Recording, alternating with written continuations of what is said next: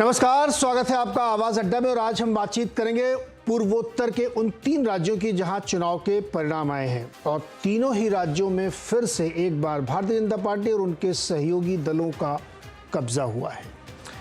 आप कह सकते हैं कि मेघालय में उनका जो पूर्व सहयोगी था वो अलग से चुनाव जीत गया है, लेकिन बातचीत चल रही शायद उनके साथ भी। तो कुल मिला के तीनों राज्यों में बीजेपी की फिर से वापसी है। और सबसे महत्वपूर्ण है त्रिपुरा, जहां पे सेकंड टाइम रिपीट किया है। और इस बार तो जो राजा प्रद्योत जी थे वो अलग चुनाव लड़े, उसके बावजूद बीजेपी कंफर्टेबल मेजॉरिटी के साथ वहां पे सरकार बना रही। ये अपने आप में महत्वपूर्ण है क्योंकि त्रिपुरा वहां का सबसे स्ट्रेटेजिक इंपॉर्टेंट राज्य है और वहां 2-3 दशक तक सीपीएम ने राज किया था। लेकिन अब सत्ता पलटी। तो लोग कह रहे थे कि बीजेपी को शायद इस बार दिक्कत होगी, लेकिन उसके बावजूद बीजेपी ने बहुत ही शानदार प्रदर्शन किया है। एक बार नज़र डालते हैं उस टैली पे कि किस तरीके के आंकड़े हमारे सामने निकल के आए हैं कुल सीटों का। सबसे पहले त्रिपुरा देखते हैं कि त्रिपुरा में स्थिति क्या बनी है। कुल सीटें 60, चुनाव हुए 60 पे। भारतीय जनता पार्टी प्लस यानी उनके एक सहयोगी, उन्होंने मिलकर 33 सीट जीती हैं। बहुमत के लिए आपको 31 सीट चाहिए थी। सीपीएम प्लस का मतलब इसमें कांग्रेस भी जुड़ी हुई है, उन्होंने 14 सीटें जीती हैं, जिसमें से 3 कांग्रेस की हैं, 11 सीपीएम की। एआईटीसी 0, तृणमूल कांग्रेस किस्मत आजमाने गई थी, 0 मिली है। टीएमपी जो वहाँ के राजा प्रद्योत की पार्टी है, उसने अच्छा प्रदर्शन किया, अलग लड़े, पिछली बार उनके साथ थे, इस बार 13 सीटें ली। तो अब एक तरीके से आप कह सकते हैं कि मुख्य विपक्षी दल तो टीएमपी है, ये भी एक बहुत इंपॉर्टेंट बात है। और बीजेपी ने 33 सीट जीत के स्पष्ट बहुमत हासिल कर लिया है। नागालैंड में देखिए, बीजेपी और उनके सहयोगी दलों ने यहाँ भी 38 सीट जीत के बहुमत के आंकड़े को काफ़ी अच्छी तरीके से पार कर लिया है।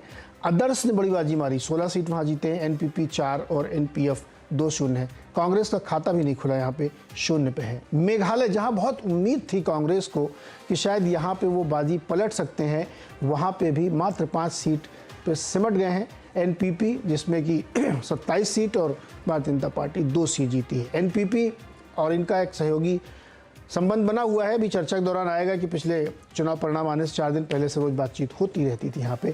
तृणमूल कांग्रेस की 5 सीटें हैं और अन्य की 20। तो नतीजे तीनों ही राज्यों के स्पष्ट हैं कि लोग अभी भी बीजेपी के पक्ष में है। उससे एंटी इनकम्बेंसी या जिससे कहते हैं कि बोर हो गए हैं, ऊबे नहीं है, नाराजगी है, ऐसा कुछ देखने को नहीं मिल रहा है।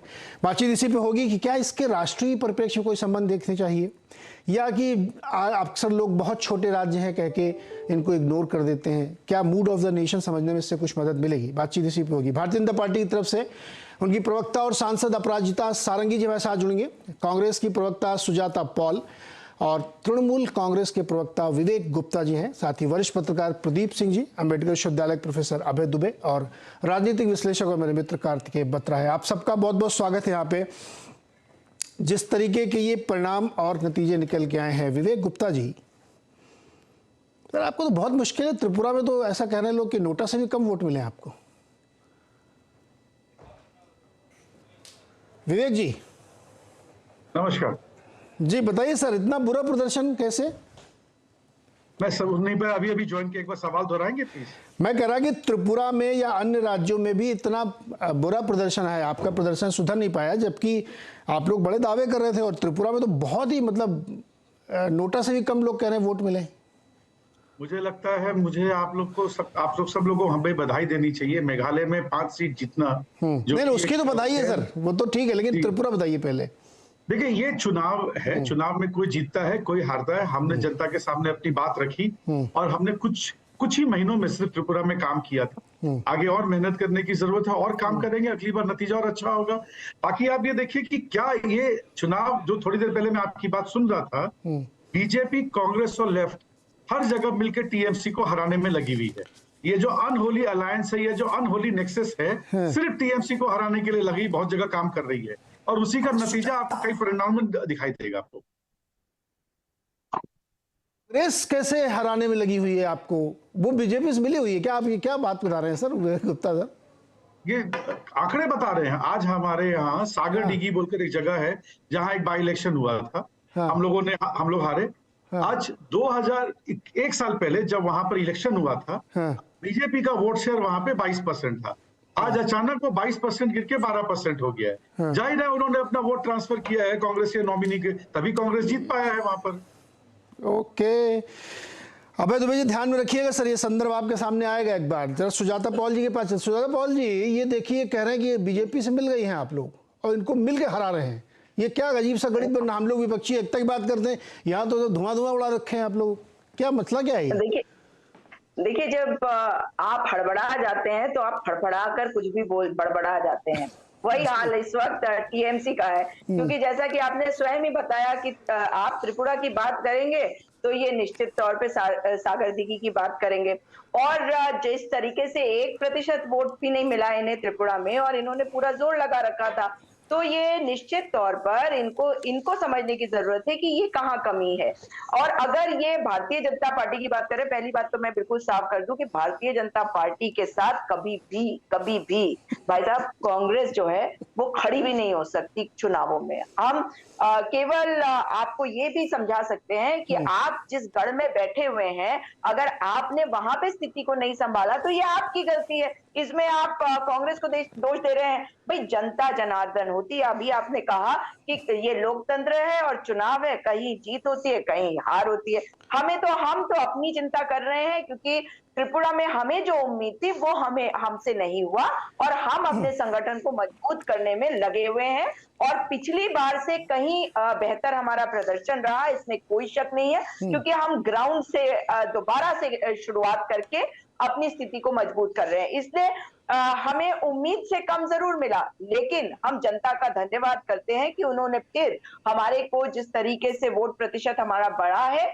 उसकी तरफ देखते हुए हम उनका धन्यवाद करते हैं और आगे भी उनको विश्वास दिलाते हैं कि त्रिपुरा की जनता के साथ हम खड़े रहेंगे और उनके लिए कार्य करेंगे। नहीं, ये तो आपका धर्म है, आपको खड़े रहना चाहिए, लेकिन जैसे बंगाल के एक उपचुनाव में जीत गए, गुप्ता जी आप जवाब देना चाह रहे थे, मुझे ये बात थोड़ा समझाइए, ये कैसे मान लिया जाए कि ये स्ट्रेटेजिकली आपको हराने के लिए ये सब किया गया था? या मतलब देखिए, मैं इसलिए संदर्भ को समझिए, ये सवाल बहुत सीरियस है।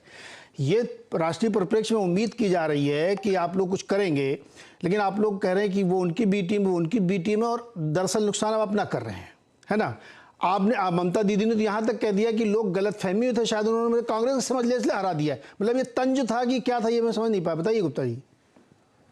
नीरज जी, मैं सबसे पहले तो ये बताना चाहूंगा, त्रिपुरा में हमारे 6 एमएलए को बीजेपी ने खरीद के आज से 5 साल पहले अपनी वहां पे शुरुआत की थी, एंट्री। तो हम लोग बहुत पहले थे और त्रिपुरा में इस बार भी, क्योंकि वहां पे इस बार जो राजनीतिक समीकरण बना, टिपरा मुथा समझ लीजिए, चाहे कांग्रेस बीजेपी, कहीं ना कहीं हमारे लोग से चूक हुई है, इसमें मानने में कोई दो राय नहीं है। हमारे लोग जो वहां गए, हमारी लीडरशिप भी वहां पे गई, हमने पूरा जोर लगाया, मगर हम नहीं इससे कामयाब हो सके।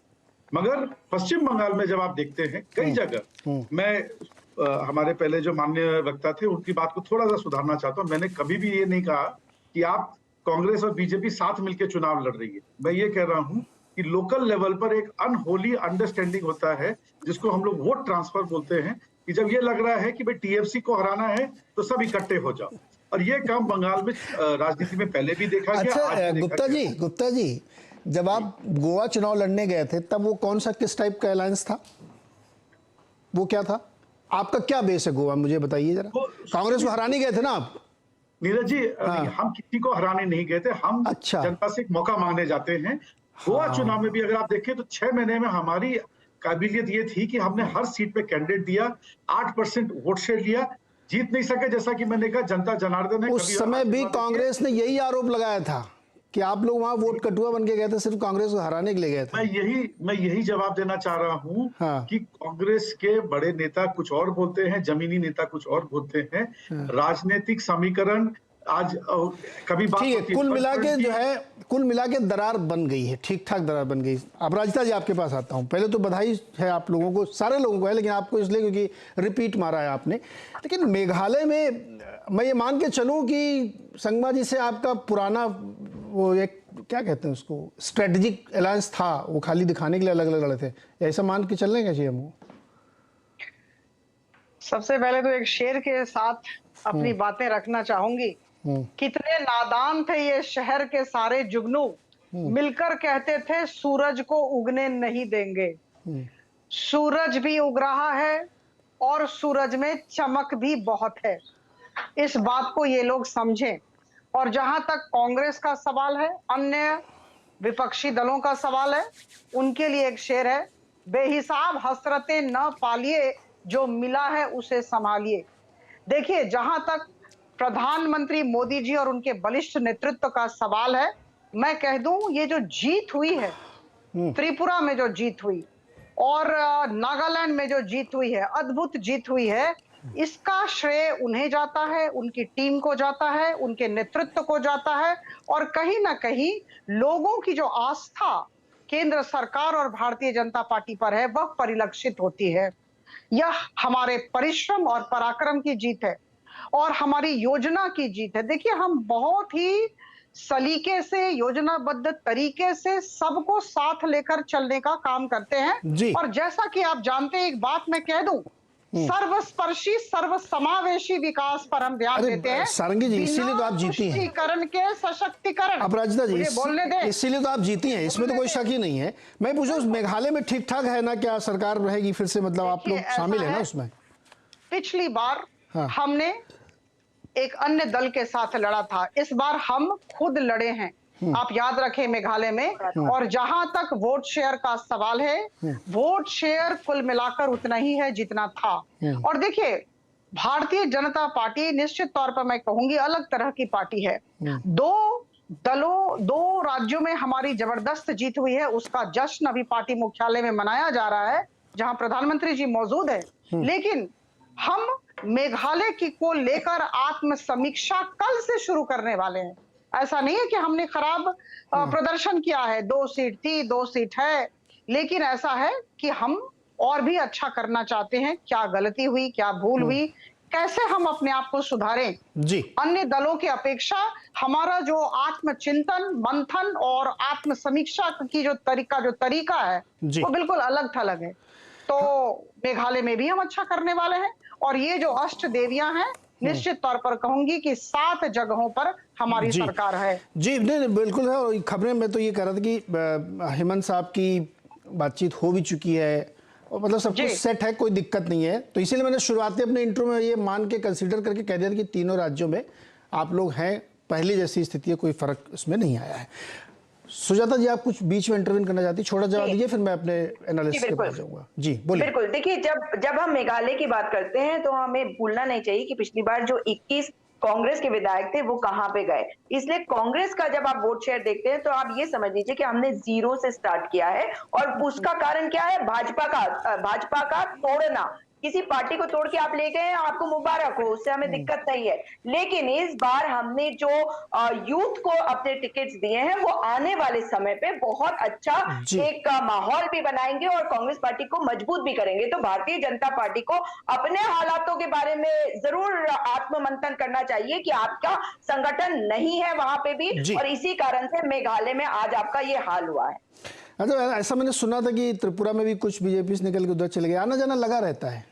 ये इससे फाइनल रिजल्ट देखना चाहिए कि जो अच्छा आप ऐसे बिकाऊ लोगों को टिकट क्यों देते हैं आप? अभी उन्होंने कहा कि हमारे टीएमसी के चले गए थे, तो क्यों टिकट देते हैं आप उनको? रुकिए साहब, अब मैं अपने मेहमानों के पास जाऊँ, एनालिस्ट की बात सुन ली जाए। प्रदीप जी, इस विक्ट्री का क्या संदेश? देखिए, त्रिपुरा की जिक्र मैं आपसे चाहूँगा। कुछ लोग कहते हैं कि त्रिपुरा में जो है हमेशा, या नॉर्थ ईस्ट में हमेशा ऐसा ही कहा जाता है कि जिसकी केंद्र में सरकार होती है वो जीत जाता है। खड़गे जी की एक बाइट सुनाई, कांग्रेस के अध्यक्ष साहब ने इस बारे में कुछ कहा। मैं अपनी वो बाइट सुनाता हूँ, फिर उसके आगे उस पर आपका कमेंट चाहिए। डॉक्टर साहब चलाइए, खड़गे साहब की बाइट चलाइए। Usually the north east parties they go with the central government trend, but many leaders are committed to national politics. They support Congress, they support secular parties, they support democracy and constitution. Such people, they feel that Congress with alliance should come forward to form the government. अब इसमें एक मन में ये उठता है कि जब इससे पहले माणिक सरकार की सरकार थी त्रिपुरा में 30 साल तक, तब कौन सी सेंट्रल में गवर्नमेंट थी, तो क्यों नहीं बदली थी वहाँ पे? प्रदीप जी, क्या संदेश है इसका? नहीं नीरज जी, देखिए ऐसा है कि ये बात मल्लिकार्जुन खड़गे जी की सही है कि केंद्र में जिसकी सरकार होती है, जो क्षेत्रीय दल हैं पूर्वोत्तर के, उनका झुकाव उस दल की ओर होता है स्वाभाविक रूप से। लेकिन उस दल के पास भी कुछ होना चाहिए, आपके झोले में कुछ सौदा होना चाहिए, तब आपके साथ कोई आएगा। एक बात त्रिपुरा के संदर्भ में, जैसा आपने सीपीएम का उदाहरण दिया, त्रिपुरा को राज्य बने हुए 51 साल हो गए। इस जनवरी में 51 साल हो गए। 51 साल में से 46 साल कांग्रेस और सीपीएम का राज रहा हुआ। उसके बाद 46 साल बाद एक पार्टी आती है जिसका विधानसभा में कोई सदस्य नहीं, और उसका वोट शेयर 1% भी नहीं है मुश्किल से। वो आती है, चुनाव लड़ती है और सीधे जो है 36 सीटें जीत जाती है। अब इस चुनाव पर आइए, 6 महीने पहले एक नई पार्टी बनती है, त्रिपुरा मोथा, वो आती है और नंबर 2 बन जाती है। तो जो त्रिपुरा की बात है, वहां बीजेपी और सीपीएम के बीच में एक आइडियोलॉजिकल जो है लड़ाई भी थी। दोनों विचारधारा पर आधारित पार्टियां, दोनों कैडर बेस्ड पार्टियां। वहां बीजेपी का दूसरी बार जीतना, ये बीजेपी के लिए एक बहुत बड़ी विक्ट्री है, खासतौर से लेफ्ट को देखते हुए और लेफ्ट और कांग्रेस के अलायंस को देखते हुए। तो लेफ्ट और कांग्रेस के मिलने के बाद भी आप हालत ये देखिए कि लेफ्ट को जितनी सीटें पिछली बार मिली थी उतनी भी नहीं मिली। कांग्रेस को लेफ्ट का वोट ट्रांसफर हुआ ऐसा लगता है, लेकिन कांग्रेस के पास कोई वोट नहीं था जो ट्रांसफर कर सके सीपीएम। इसलिए इस अलायंस का नुकसान हुआ सीपीएम को, फायदा हुआ कांग्रेस को। तो त्रिपुरा में सरकार बनना ये भारतीय जनता पार्टी की बहुत बड़ी उपलब्धि है नॉर्थ ईस्ट की दृष्टि से अगर देखें। और नॉर्थ ईस्ट के 7 राज्यों में से 4 में भारतीय जनता पार्टी का अपना मुख्यमंत्री है, 2 राज्यों में सहयोगी दलों के साथ है। लेकिन ये जो उपलब्धि है, इसके बरक्स अगर आप देखिए तो मेघालय में मेरा मानना है कि भारतीय जनता पार्टी को बड़ा सेटबैक लगा है। ये ठीक है कि उनकी 2 सीटें थी, 2 सीटें हैं, पहली बार शायद वो 60 सीटों पर लड़े। बात ये नहीं कितनी सीटों पर लड़े, बात ये है कि उन्होंने कैंपेन का मुद्दा क्या बनाया, वंशवादी राजनीति और उसके अलावा जो है भ्रष्टाचार, वो मुद्दा उनका क्यों नहीं चला मेघालय में, ये भारतीय जनता पार्टी को सोचना चाहिए। आज जिस पार्टी के खिलाफ आपने कैंपेन किया कि ये सबसे भ्रष्ट पार्टी है, उसी के साथ आप फिर जाने को तैयार हैं, तो आप किस तरह का उदाहरण प्रस्तुत कर रहे हैं, इसके बारे में भी सोचना चाहिए।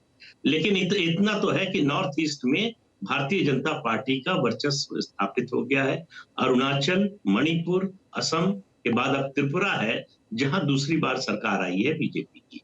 तो इस दृष्टि से देखें तो आप कांग्रेस एक जमाने में जिस स्थिति में हुआ करती थी, उस स्थिति में भारतीय जनता पार्टी पहुंच गई है। और कांग्रेस तो लड़ने से पहले ही हथियार डाल दिया।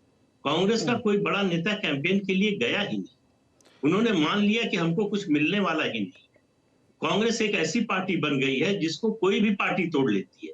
कभी बीजेपी उसके विधायक तोड़ लेती है, कभी टीएमसी तोड़ लेती है, कभी कोई और पार्टी तोड़ लेती है। तो ये पार्टी को सोचना चाहिए कि किस तरह के लोगों को वो आगे बढ़ाती है, कैसे लोगों को टिकट देती है। क्यों कोई जो है वो छोड़ने को तैयार हो जाता है दूसरी पार्टी के लालच में आकर, प्रलोभन में आकर, दबाव में आकर, जो भी आप कहना चाहें, किसी दूसरी पार्टी का इस तरह से क्यों नहीं होता है। तो ये सोचने की बात है कांग्रेस के लिए और सीपीएम के लिए। मुझे लगता है कि बड़ा संकट है। तो अब केरल में सिर्फ बची है पार्टी, बंगाल में उसका हाथ नहीं। प्रदीप सर, इसके बहुत दिलचस्प चीजें अभी आगे आप लोगों से बातचीत होगी कि केरल में एक दूसरे के खिलाफ और त्रिपुरा में मिलकर लड़े, वहां कुछ हो नहीं पाया। लेकिन कांग्रेस बहुत बिजनेसमैन टाइप की सोचती है, कॉस्ट बेनिफिट एनालिसिस करते हैं, जहां कुछ मिलना जुलना नहीं वहां टाइम वेस्ट करने की क्या जरूरत, वहां इतना ज्यादा टाइम वेस्ट करने। जैसे गुजरात में सही स्ट्रेटजी थी, फालतू में उतना टाइम वेस्ट करने की जरूरत नहीं है। दुबे जी और कार्तिकेय जी, दुबे जी क्या इसका मतलब निकाला जाए इन राज्यों के चुनाव के नतीजों का? कोई राष्ट्रीय परिप्रेक्ष्य में भी फर्क आ रहा है इसमें? देखिए, प्रदीप जी ने जो समीक्षा की है वो बहुत अच्छी समीक्षा की है और लगभग सभी पहलू उन्होंने बहुत साफगोई से आपके सामने रखे हैं और मैं उनसे सहमत हूं और उन बातों को दोहराने से कोई फायदा नहीं है। मैं कुछ दूसरी बातें कहूंगा। पहली बात तो मैं ये कहूंगा कि भारतीय जनता पार्टी का के बारे में लोग अक्सर कहते हैं कि वो चुनाव लड़ने की मशीनरी है और नरेंद्र मोदी लगातार चुनावी रैलियों में एक के बाद एक भाग लेते रहते हैं, छोटे से लेकर बड़े चुनाव तक जाते हैं। इस तरह की तमाम बातें भाजपा के बारे में की जाती हैं। जो बात नहीं की जाती वो ये है कि भारतीय जनता पार्टी ने पार्टी बिल्डिंग यानी अपने दल निर्माण में एक अभूतपूर्व किस्म की उपलब्धि हासिल की है। मैं ये मानता हूं कि 2014 में सत्ता में आने के बाद में, पूर्ण बहुमत से सत्ता में आने के बाद में, उत्तर पूर्व में जिस तरीके से भाजपा ने अपना विस्तार किया है वो अपने आप में एक बहुत सनसनीखेज तथ्य है। भाजपा के तमाम विरोधियों को इस बात की तरफ ध्यान देना चाहिए। देखिए, नरेंद्र मोदी की, अमित शाह की और सभी की जो राजनीतिक शक्ति है उसके बहुत से स्रोत हो सकते हैं, लेकिन उसका मुख्य उद्गम जो है वो उनकी पार्टी है। जिस तरह से उन्होंने अपनी पार्टी को बनाया है, पूरे देश में बनाया है, उसके लिए कितने तरह की उन्होंने रणनीतियां अख्तियार की हैं। उत्तर पूर्व की रणनीति उनकी बिल्कुल भिन्न किस्म की रणनीति है। वो उत्तर प्रदेश जैसी रणनीति नहीं। उत्तर प्रदेश की रणनीति भी अपने आप में अनूठी है। मैं कई बार इस पर चर्चा कर चुका हूं, आगे कभी मौका देंगे तो मैं इसकी ऊपर चर्चा करूंगा। तो ये जो एक भारतीय जनता पार्टी ने करके दिखाया है, ऐसा पहले कभी नहीं हुआ। कांग्रेस अपना संगठन अलग तरीके से मजबूत करती थी, कम्युनिस्ट पार्टी के पास भिन्न किस्म की युक्तियां हैं, लेकिन भारतीय जनता पार्टी जिस तरह ने किया है वो बिल्कुल नया काम है। चाहे पार्टी की सदस्यता बढ़ाना हो, चाहे ऐसे राज्यों में जहां पर पार्टी के लिए एक जरखेज जमीन नहीं है, पहले से कुछ इस तरह का माहौल नहीं है जहां पे वो खड़े हो सके। अब नॉर्थ ईस्ट के तो कुछ राज्यों में ईसाई पूरी तरीके से बहुमत में है। वहां भारतीय जनता पार्टी का लचीलापन देखिए, वो अपने 90% से ज्यादा उम्मीदवार जो है वो ईसाइयों को बनाते हैं। तो वो अगर कहते हैं कि भाई जहाँ हिंदू बहुसंख्यक हैं तो हिंदुओं का बोलबाला होना चाहिए, तो वो यहाँ मानते हैं जहाँ ईसाई बहुसंख्यक हैं और ईसाइयों का बोलबाला होना चाहिए। तो ये एक मोटी मोटी बात है जो मैं कहना चाहता हूं। ये एक बहुत अभूतपूर्व उपलब्धि है और उसी का लाभ भारतीय जनता पार्टी को उत्तर पूर्व में हो रहा है। पार्टी बिल्डिंग जो है, दल का किस तरह से मजबूत किया जाए, कैसे उसका विकास, हमें ध्यान रखना चाहिए। जब लालकृष्ण आडवाणी से एक नरेंद्र मोदी की अघोषित प्रतियोगिता हो रही थी, तो उस वक्त दोनों की थीसिस पार्ट साफ हो गई थी। मोदी की थीसिस थी एनडीए प्लस प्लस, एनडीए को मजबूत करोगे सत्ता के नजदीक पहुंचोगे, लेकिन मोदी जी की थीसिस थी बीजेपी प्लस प्लस, यानी बीजेपी को मजबूत करो, एनडीए अपने आप बन जाएगा या बना रहेगा। तो वो थीसिस उनकी, नरेंद्र मोदी की, आज मुझे कामयाब होते हुए दिख रही है। जहां तक त्रिपुरा में कांग्रेस और मार्क्सवादी कम्युनिस्ट पार्टी के गठजोड़ का सवाल है, ये गठजोड़ पूरी तरह से फ्लॉप हो गया है वहां पर। और जो जैसे प्रदीप जी ने कहा कि वोटों के ट्रांसफर पूरी तरीके से गड़बड़ा गया है, वो अंकगणित किसी तरह कामयाब नहीं हुआ। और अगर वो वोटों का ट्रांसफर कामयाब होता, अगर उस गठजोड़ को कुछ कामयाबी मिलती, तो ये उम्मीद की जा सकती थी कि लोकसभा में भी गठजोड़ कायम रहेगा। अब जाहिर है कि लोकसभा में भी ये गठजोड़ नहीं होगा, तो वहां त्रिपुरा की लोकसभा सीटों को जीतने में भाजपा को और भी ज्यादा आसानी होगी। नॉर्थ ईस्ट में 25 सीटें हैं, लेकिन उन 25 सीटों को जीतना भी भारतीय जनता पार्टी को एक अखिल भारतीय चेहरा प्रदान करता है। अब उसके पास आखिरी मोर्चा अगर कोई रह गया है तो वो दक्षिण भारत ही रह गया है, जहां केवल कर्नाटक में भाजपा की दावेदारी है, लेकिन बाकी दूसरे राज्यों में भाजपा की कोई खास दावेदारी नहीं है। अगर भाजपा कर्नाटक को सर कर ले, अगर भाजपा दक्षिण भारत को भी सर कर लेती है, तो फिर उसकी स्थिति वही हो जाएगी जो आजादी के तुरंत बाद कांग्रेस की थी। यानी देश का ऐसा कोई कोना नहीं था जहां पर कांग्रेस का प्रभुत्व न हो। हमको लगता है सर इस बार देखेंगे हम लोग, अभी तो बहुत कर्नाटक के चुनाव के समय दक्षिण भारत की चर्चा होगी, इस बार मुझे लगता है तेलंगाना में कुछ काफ़ी काम कर रहे हैं वो, लेकिन खैर वो सब बात की चर्चा है। और बहुत ही अच्छा विश्लेषण आपने किया, और इसमें मैं एक चीज़ जोड़ूँ जो आप लोग इस पर कमेंट भी करिएगा, कि जैसे बहुत दिल लगा के काम करते हैं, बहुत मेहनत करते हैं। जैसे ये अनहोली अलायंस तो मैं नहीं कहूँगा सीपीएम का, और ये एक अच्छा वर्ड नहीं है, लेकिन दिल नहीं लगाते आप लोग, खाली एक कर लिया टाई अप करने के लिए, उसमें दिल जान डालिए, रोमांस करिए उसके साथ। जितने भी चुनावी गठजोड़ होते हैं, सब अपने सार तत्व में मौका परस्त होते हैं। चाहे भाजपा करे, चाहे कांग्रेस करे, चाहे कोई करे, मतलब नहीं सर, चुनावी मकसदों से होते हैं। वो विचारधारा उसमें काम नहीं करती है। सर विचारधारा को ताक पे रख के ही सारे गठजोड़ होते हैं। हाँ, लेकिन जितनी देर के लिए आप साथ में हैं, उतनी देर तो दिल के साथ बैठे। नीरज जी, मैं आपकी बात ही कह रहा हूँ। मैं ही कह रहा हूँ कि गठजोड़ों के ऊपर ये आरोप लगाना बेकार है कि वो मौका परस्त होते हैं। वो सभी ऐसे ही होते हैं, और ऐसा होने के लिए मजबूर है वो। इसके अलावा गठजोड़ राजनीति नहीं हो सकती है। मेरे कहने का मतलब ये है कि भारतीय जनता पार्टी की विशेषता ये है कि उनके पास संगठन में अहर्निश काम करने की क्षमता और ऊर्जा है, दूसरे उनका जो रणनीतिक मानस है, उनका जो स्ट्रेटेजिक एक्यूमन है, वो दूसरी पार्टियों के पास मुझे नहीं दिखाई पड़ता। वो बहुत अभूतपूर्व है। वो जिस तरह की रणनीतिक युक्तियां निकाल लाते हैं, मुझे नहीं लगता कि दूसरी पार्टियां और उन रणनीतिक युक्तियों को लेके आ पाती। हाँ, वही तो मैं भी, देखिए एक इनका क्या ना, जैसे बीजेपी में आदेश का नीचे तक एग्जीक्यूशन, मतलब तामील बहुत जबरदस्त होती है कि एक बार तय हो गया कि मेरा इनके साथ टाई है तो फिर मन लगा के काम करना है। बाकी दलों में अनमने मन से चल रहा है। उसका एक कारण है, ठीक है, कारण ये है कि कोई भी पार्टी मजबूत केंद्र के आधार पर चलती है। तो सर ये तो उन्हीं को करना पड़ेगा ना। अब ये बेचारे नीचे कार्यकर्ता क्या करेंगे? पार्टी का जो आला कमान है वो बहुत मजबूत है। हाँ, वो मजबूत। जब अटल बिहारी वाजपेयी 2004 में जब फिर मुख्यमंत्री प्रधानमंत्री नहीं बन पाए, तो उसके बाद भारतीय जनता पार्टी का आला कमान बहुत कमजोर हो गया। तो हालत ये होती थी कि अडवाणी जी मीटिंग दे रहे हैं, उमा भारती पैर पटकते हुए बाहर जा रही है मीटिंग से, उससे तो इस तरह का नजारा सामने आता था। हाँ, तो ये आकर उस आला कमान दुबे जी, ये कार्यक्रम जो है किसी पार्टी के केंद्रीय नेतृत्व को तय करना चाहिए और फिर उसके हिसाब से आगे चलता है। लेकिन बत्रा जी, कार्तिकेय जी, आपका एनालिसिस चुनाव से पहले जो था लगभग ऐसा ही था और आप तो बिल्कुल सही पड़े सर कि यही होने वाला है नॉर्थ ईस्ट में।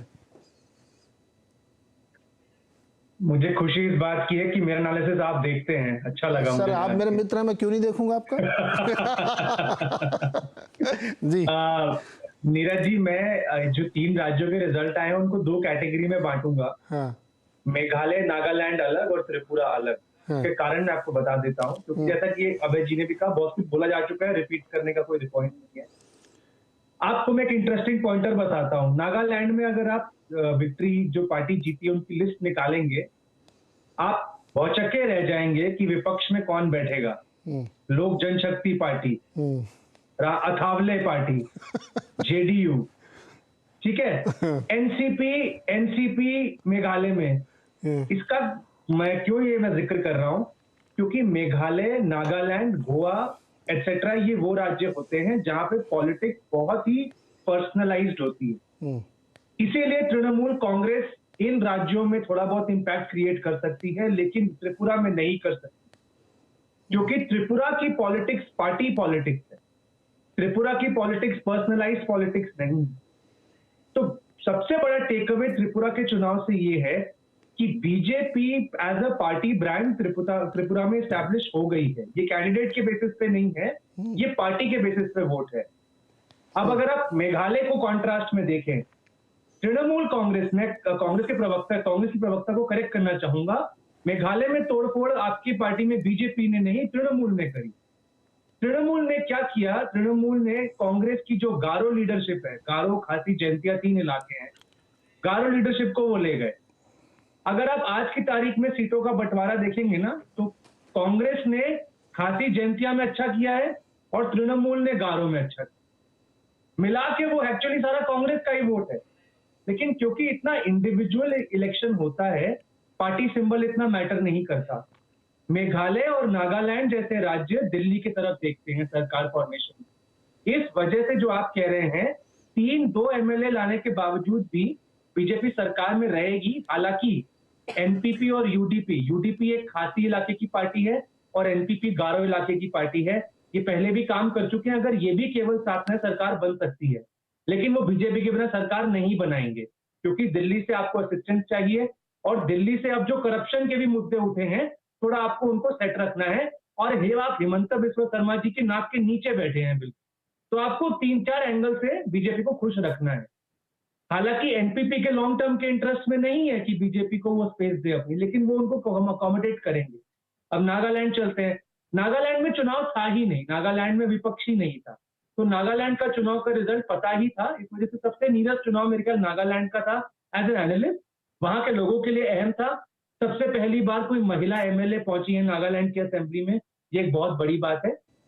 लेकिन सबसे बड़ा टेक अवे त्रिपुरा से है कि जैसा कि मैंने कहा कि BJP as a north eastern party, brand party establish हो गई है। लेकिन मैं ये भी कहूंगा कि बीजेपी का परफॉर्मेंस 18 के बनस्पत इतना अच्छा नहीं रहा है। जहां पे वो 43 सीटें लाया था वो और आईपीएफटी, अब वो 33 पे आ गए हैं, जिसमें सबसे बड़ी भूमिका त्रिपुरा मोथा की है, जो एक नई पार्टी जो बनी और जिसने ट्राइबल एरियाज में बहुत अच्छा परफॉर्म किया। और जो अलायंस था कांग्रेस लेफ्ट का, उसने अगरतला इलाके में थोड़ी सी जमीन गेन करी और कांग्रेस को वोट ट्रांसफर से बेनिफिट हुआ, ये बात जरूर है। लेकिन आईपीएफटी एकदम इररेलेवेंट हो गया है। त्रिपुरा मोथा ने उनका पूरा स्पेस ले लिया है और ये जो बीजेपी की विक्ट्री है, रिड्यूस्ड विक्ट्री है, लेकिन विक्ट्री आफ्टर ऑल। तो इस वजह से त्रिपुरा का रिजल्ट अलग से देखना चाहिए, मेघालय नागालैंड का रिजल्ट अलग से देखना चाहिए। जी, त्रिपुरा में विपक्ष में कौन? राजा साहब बैठेंगे ना? राजा साहब बैठेंगे, कांग्रेस बैठेगी, लेफ्ट बैठेगा, नहीं, दोनों ही मुख्य विपक्षी दल तो राजा साहब ही होंगे। हाँ, इस समय सबसे बड़ी पार्टी त्रिपुरा मोथा बनकर उभरेगी, ये बात बिल्कुल आप सही कह रहे हैं। लेकिन नीरज जी, मैं एक बात और, इसका नेशनल लेवल पर क्या मैं कोई जनरलाइजेशन नहीं देखता। नहीं ठीक है, वो तो अभी हम लोग इस पे आगे नहीं। देखिए क्या है जी, ये बात आपकी बिल्कुल सही है कि कई बार लोग परसेप्शन के तौर पे कहते हैं कि नॉर्थ ईस्ट का नेशनल इलेक्शन में बहुत फर्क नहीं पड़ेगा, लेकिन वहाँ पे कांग्रेस लड़ रही थी, वहाँ पे सीपीएम लड़ रही थी, वहाँ पे टीएमसी लड़ रही थी, ये सब आके दिल्ली में हाथ उठा के बड़े बड़े रैली करते हैं, तो यही लोग हैं ना वो। अब मैं नीरज जी टीएमसी के बारे में एक बात बोलना चाहूंगा सर, कार्तिकेय मुझे एक छोटी सी बात, बोलिए बात टीएमसी को लेके। टीएमसी केवल अभी वहीं एक्सपैंड कर सकती है जहां पे इंडिविजुअल पॉलिटिक्स चलती है। टीएमसी एज अ ब्रांड का expansion, as a party brand का एक्सपेंशन मुश्किल है।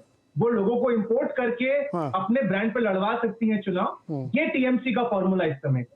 ठीक है, अच्छा मैं एक छोटे से ब्रेक पे जाऊं, उससे पहले मैं चाहता हूं कि 2 मिनट मोदी जी को सुने, चूंकि उनकी लाइव स्पीच चल रही है। देखते हैं वो क्या बोल रहे हैं इस वक्त। विशेष शुभचिंतक भी है। इन विशेष शुभचिंतक जिनके पेट में ये सोच करके दर्द होता है कि बीजेपी की जीत का राज क्या है।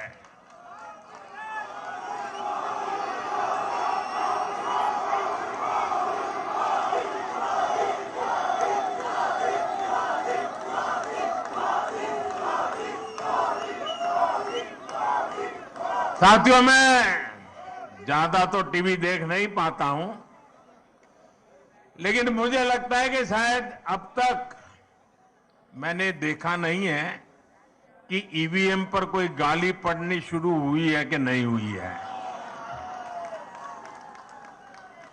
लेकिन ऐसे हर शुभचिंतक को मैं बीजेपी की सफलता का रहस्य बताना चाहता हूं। भाजपा के विजय अभियान का रहस्य छिपा है त्रिवेणी में। त्रिवेणी यानी 3 धाराओं का संगम। इस त्रिवेणी की पहली शक्ति है भाजपा सरकारों का कार्य। इस त्रिवेणी की दूसरी शक्ति है भाजपा सरकारों की कार्य संस्कृति, और इस त्रिवेणी की तीसरी शक्ति है भाजपा के कार्यकर्ताओं का सेवा भाव।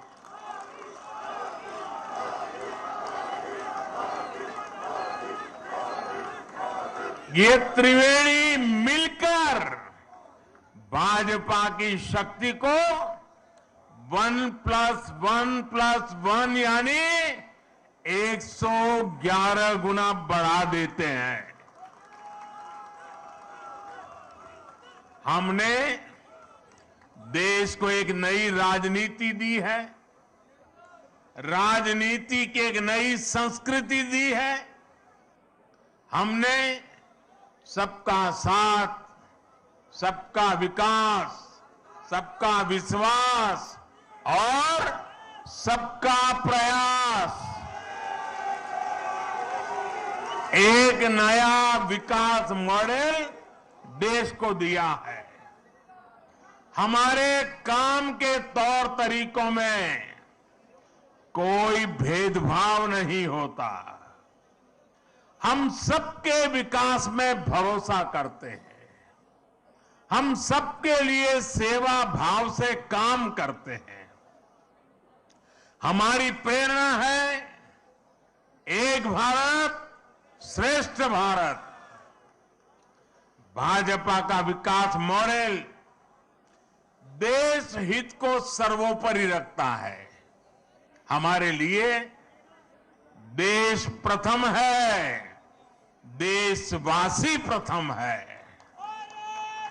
साथियों, हमारे देश में हमेशा से एक और पॉलिटिकल मॉडल रहा जिसमें पहले ऐसा कहते थे कि जो दूरदृष्टा होते हैं, स्टेट्समैन होते हैं, वो आने वाली पीढ़ियों का सोचते हैं और पॉलिटिशियन के लिए कहा जाता था कि वो अगले चुनाव का सोचते हैं। तो मुझे किसी ने एक बार कहा तो मैंने कहा अब कहावत और बदल गई है। बोले क्या? मैंने कहा पहले जो स्टेट्समैन होते हैं वो अगली पीढ़ी के लिए सोचते हैं। पहले कहा जाता था कि पॉलिटिशियन अगले चुनाव के लिए सोचते हैं, लेकिन आज तो समय ऐसा बदल गया है कि पॉलिटिशियन दूसरे दिन के अखबार में क्या छपेगा इस पर ही सोचते रहते हैं।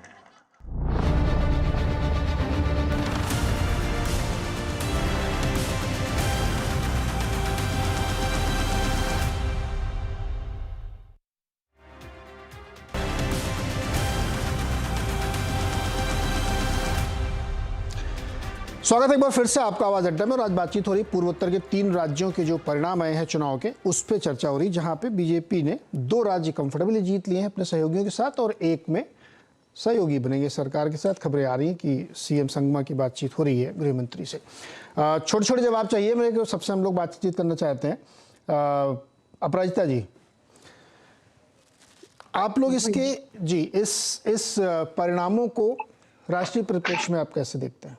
यही मेरा इस सेगमेंट का सवाल का मुद्दा भी है। देखिए, हमारे लिए यह हमारे विकास के कार्य की निरंतरता है और जैसा कि हमने सबने प्रधानमंत्री जी को सुना, हम हमेशा निरंतर लोगों के विकास के कार्यों में लगे रहते हैं। देश का सर्वांगीण विकास हो और जैसा कि उन्होंने अभी अभी कहा, एक भारत श्रेष्ठ भारत की हम कल्पना करते हैं। सबका साथ, सबका विकास, सबका विश्वास, सबका प्रयास हमारा मूल मंत्र है। और जहां तक नॉर्थ ईस्ट का सवाल है, याद रखें कि आदरणीय श्री अटल बिहारी वाजपेयी जब प्रधानमंत्री थे, उस समय मिनिस्ट्री ऑफ नॉर्थ ईस्ट की सृष्टि की गई थी। तो इस तरह का इंपॉर्टेंस, इस तरह का महत्व हम इन 8 देवियों को देते हैं। एक दूसरा मैं कह दूं, भारतीय जनता पार्टी और कांग्रेस की जो विचारधारा है नॉर्थ ईस्ट को लेकर, उत्तर पूर्वी राज्यों को लेकर, उसमें बहुत ही अंतर है। हम एक्ट ईस्ट की बात कहते हैं और करते हैं, वी वॉक द टॉक, जो कहते हैं वो करते हैं। और जहां तक कांग्रेस का सवाल था, ये लुक ईस्ट की बात करते थे। आज के दिन मैं बहुत गर्व के साथ कहती हूं, कोई भी ऐसा राजनीतिक दल नहीं है जो अपना रिपोर्ट कार्ड लोगों को देता हो। मैं यहाँ की सांसद हूं, मैं भुवनेश्वर की सांसद हूं, एक पूर्व के राज्य की राजधानी की सांसद हूं, मुझे भी अपना रिपोर्ट कार्ड देना पड़ता है। तो मुझे ये बताएं, कौन से राजनीतिक दल में रिपोर्ट कार्ड देने की प्रथा है? तीसरा मैं कह दूं, जहां तक विचारधारा की बात है, कहीं ना कहीं विचारधारा के प्रति आकर्षित होकर, हमारी कार्य प्रणाली, हमारी कार्य संस्कृति, हमारे ढंग से आकर्षित होकर लोग अपने दल को छोड़कर हमारे दल की तरफ आना चाहते हैं। तो मुझे लगता है कि ये तो बहुत अच्छी बात है, भारतीय जनता पार्टी के लिए अच्छी बात है। दुर्भाग्य की बात उन दलों के लिए है। और जहां तक अवसंरचना का विकास है, मैं कह दूं नॉर्थ ईस्ट में मुझे एक कहने दे, बड़े गर्व के साथ फिर मैं कह रही हूं कि 26 मई 2014 आदरणीय प्रधानमंत्री जी ने देश की कमान संभाली थी और इन 9 वर्षों में ये ऐसे प्रधानमंत्री हुए जिन्होंने 51 बार से अधिक नॉर्थ ईस्ट के राज्यों का दौरा किया। और मैं कह दूं, हर महीने 2 बार कैबिनेट मंत्री हो या अन्य मंत्री हो या यहाँ दौरा करते हैं। और हमने एक शब्द, एक एब्रिविएशन, एक शब्द है हीरा, HIRA, इस पर हम ध्यान देते हैं जहां तक नॉर्थ ईस्ट की बात होती है। शांति स्थापित हो, यह तो है ही, इसके अलावा हीरा, हाईवे, इनलैंड वाटरवे, रेलवे और एयरवे का विकास। तो मुझे लगता है कि इस क्षेत्र का सर्वांगीण विकास हो। विकास हमारा एजेंडा रहा है। हम अपने कार्यों को लेकर लोगों के पास जाते हैं और इस वजह से आज हमारी स्थिति इतनी अच्छी है। सुजाता जी, आप कुछ दिखा भी रही थी, बताइए, क्विक कमेंट रखिएगा मैम। जी बिल्कुल, मैं नागालैंड की बात करना चाहती हूँ और जो मैं आपको तस्वीर दिखा रही थी, क्योंकि मैं वहां पे 1 महीने से ज्यादा रह के आई हूँ। ये देखिए, ये 2006 में जब यूपीए की सरकार थी तो ये स्टेडियम बनना था जो दीमापुर स्टेट स्टेडियम है। इसके हाल आपने देख लिए। वहां पे बिजली नहीं मिलती, वहां पे हर जल नल नहीं, हर बस्ती में एक नल मिल जाए वही बड़ी बात होती है।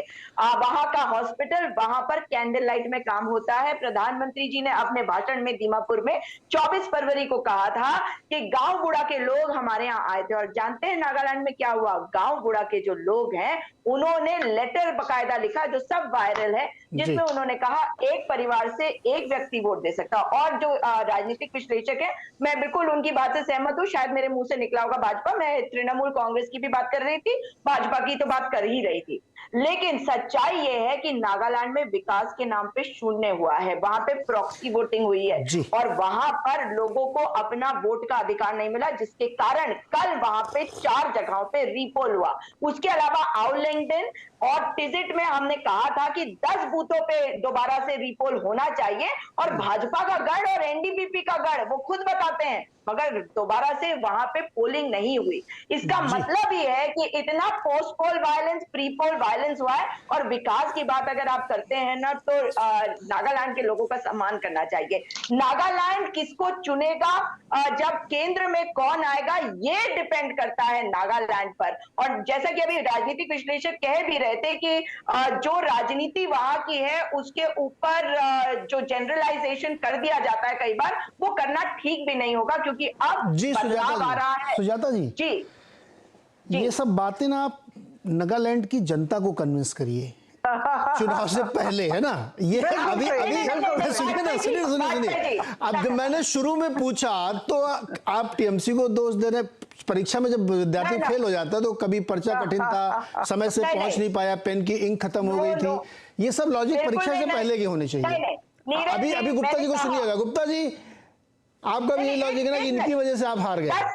10 सेकंड। देखिए, मैंने क्या कहा कि त्रिपुरा में हम उम्मीद कर रहे थे लेकिन हमने वैसे परफॉर्म नहीं किया।